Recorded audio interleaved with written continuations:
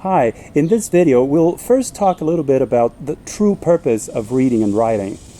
Then I'll show you an amazing trick that only human beings can do. I will think about something, I won't say it out loud, then I will transfer that thought into your head.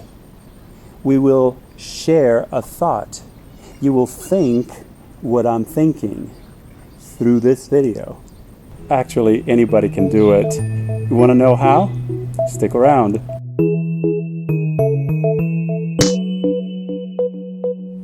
Hi, Mark here. This is Snap Language.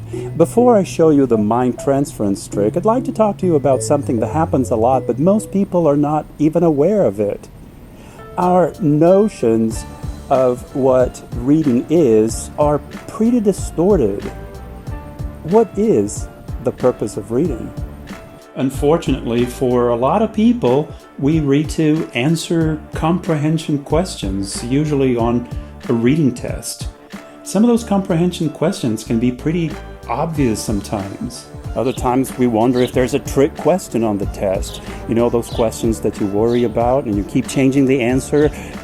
For some people, learning vocabulary becomes such an obsession that they stop all the time during reading to look words up, to underline every word they're not sure about. It could be they're learning English as a second language. Often it's just because they had reading instructors telling them to make vocabulary lists on everything they read. And of course, there's reading out of some sense of social or cultural obligation. The book that everybody has read, so you must read it too. It makes for good dinner party conversations. Doing some of this is okay, like reading to learn vocabulary or because you need to take a test. But what is the purpose of reading really? Yes, we end up learning new vocabulary when we read. We can even answer comprehension questions on what we read.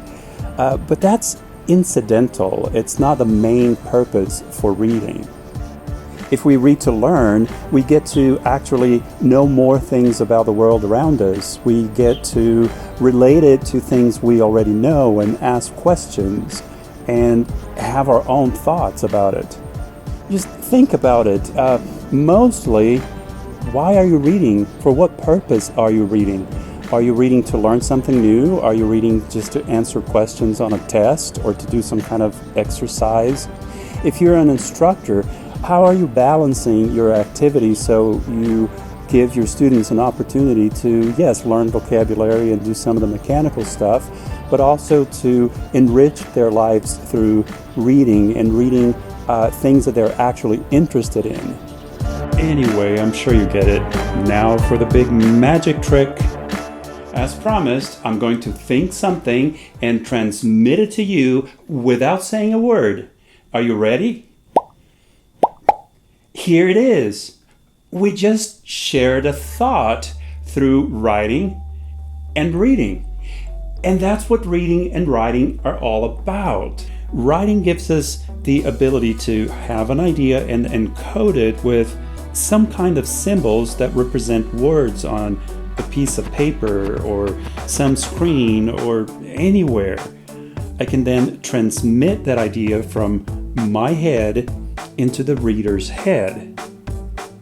You can even save the information for later, much later, which means that when we read, we can hear the thoughts of people who lived hundreds, even thousands of years ago. To put the writing process in a nutshell, as the writer, I have an idea, encode it in writing, and disseminate it to whoever wants to read it. Now, you as the reader will repeat the process, but in reverse.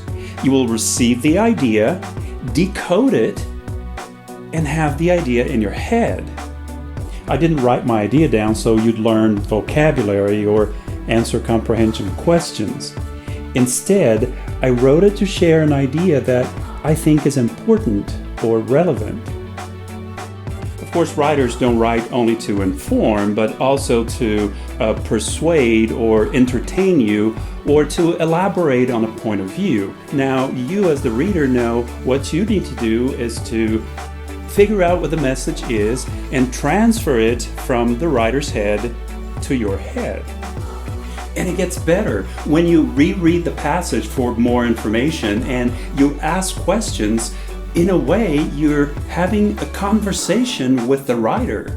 Or when you go to other sources for even more information about the topic, you're having a group discussion.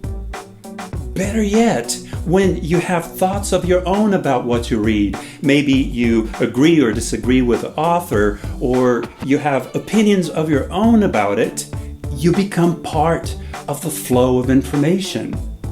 And then you might even switch roles and go from being the reader to becoming a writer and writing your own thoughts on that topic.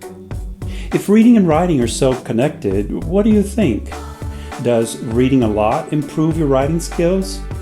Does writing a lot improve your reading skills? Do you talk to the materials you read? Or do you think that's just some kind of crazy? Subscribe to Snap Language and be part of our community of learners, and share your ideas in the comments. Please don't forget to like this video. I'd love to hear your thoughts on this reading and writing connection, or anything else you'd like to share with us. And